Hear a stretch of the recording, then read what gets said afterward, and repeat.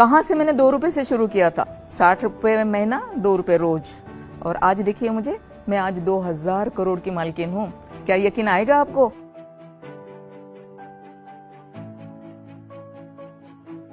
मैं कल्पना सरोज, आज मैं आपको अपनी कहानी बताऊंगी। कहाँ से मैंने 2 रुपए से शुरू किया था, 60 रुपए महीना, 2 रुपए रोज, और आज देखिए मुझे, मैं आज 2000 करोड़ की मालकिन हूँ। क्या यकीन आएगा आपको? मैं एक ऐसी लड़की जिसको एजुकेशन नहीं मिला, बचपन में शादी कर दी गई,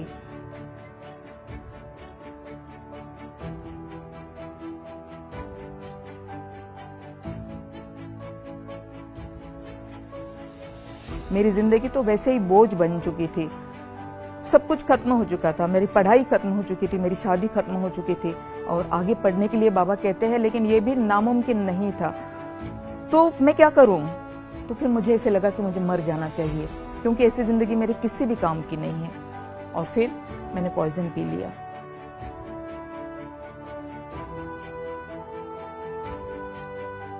लोगों को हमारे दुख दर्द से कोई लेना देना नहीं, हम मरे या जिए उससे कोई लेना देना नहीं।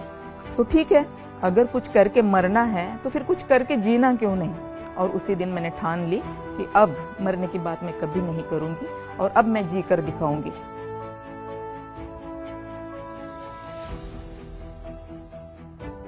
मुंबई आने के बाद में मैं एक होजरी कंपनी में, सनमिल कंपाउंड लोअर परेल, वहाँ पे मैं काम पे लग गई होजरी कंपनी में। वहाँ मैंने 2 रुपए रोज से और 60 रुपए महीने से काम स्टार्ट कर दिया।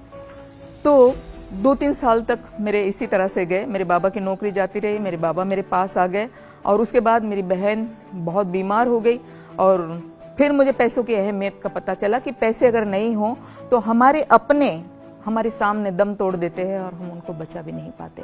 और तब फिर मैंने ये सोचा कि मुझे पैसे कमाना चाहिए।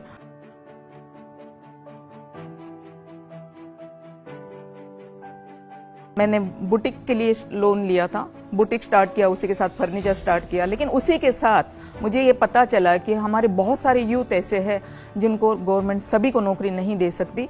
तो जो मैंने पाया वो सभी को मिले, इसलिए मैंने एक सुशिक्षित बेरोजगारी युवक संगठन बनाई, और उस संगठन के द्वारा उन बच्चों लोगों को भी उसी तरह से अपने कदमों पर खड़ा करने की मैंने पूरी कोशिश की।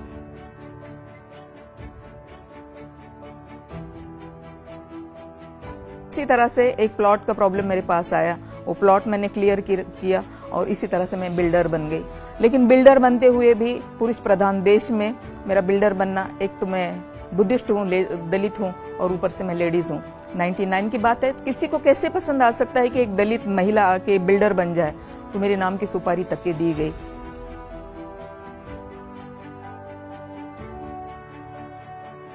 और इसी तरह से कमानी ट्यूब्स लिमिटेड के कुछ वर्कर्स मेरे पास में आए, क्योंकि कमानी ट्यूब्स हमारे देश की बहुत बड़ी ऐसी कंपनी है जिसकी वजह से ऐसी का एक्ट तैयार हुआ। सुप्रीम कोर्ट की बेबी है वो। सुप्रीम कोर्ट ने पहली बार वर्कर्स को मालिक बनाया और मालिक को बाजू में कर दिया।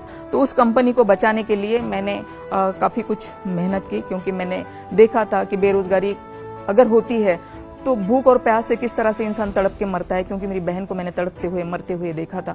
तो उन्हीं वर्करों के हित के लिए मैंने कमानी ट्यूब में मैं आई और मैंने काम किया। 2000 में मैं आई थी, 2000 से लेके 2006 तक कंटिन्यू बीएफआर कोर्ट में हेयरिंग्स होते रहे, और 21 मार्च 2006 में कोर्ट ने कंपनी मुझे चलाने के लिए दे दी। एक ऐसी लड़की जहां से चली थी जिसके गांव में रास्ते तक नहीं थे, आज मुंबई शहर में उसके नाम से, उसकी कंपनी के नाम से 2 रोड है, रामजी भाई कमानी और कुर्ला कमानी। एक ऐसी लड़की जिसके पास में 60 पैसे नहीं हुआ करते थे, तो वो कुर्ला से लेके चेंबूर तक पैदल चला करती थी, क्योंकि बस के लिए 60 पैसे नहीं।